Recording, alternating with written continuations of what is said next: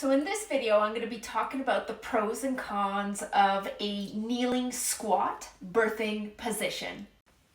Okay, pros and cons of the kneeling birthing position. So in a squat position, what happens with our bone structure, so our two sits bones here, is that as I go into a squat, the bottom part of my pelvis begins to open up. And this can be really helpful for helping the baby's head to pass through down toward the birthing canal. So squat positions are great for opening up the bone structure and helping baby's head to descend. From a birthing perspective, we are in a gravity assisted position, meaning gravity is helping baby's head to come down. So hopefully the labor isn't quite as long. The pushing phase is maybe a little bit shorter with a little more greater ease or less effort in the pushing. And anytime we don't have to push as hard, there's less stress and strain on the pelvic floor muscles. In a squat position, remember we want that tailbone on this side to be able to move.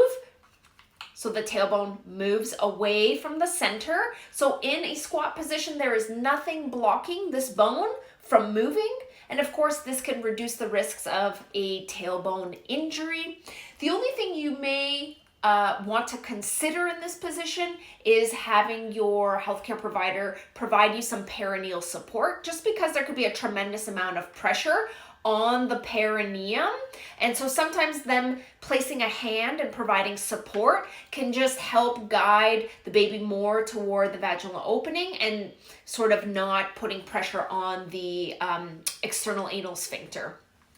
The other great part about this position is that if you wanted to reach under and feel baby's head crowning, and I know some people want to do that and many people may not want to do that, but if you did want to do that, this position would allow you to reach and be able to feel for baby's head as it's crowning.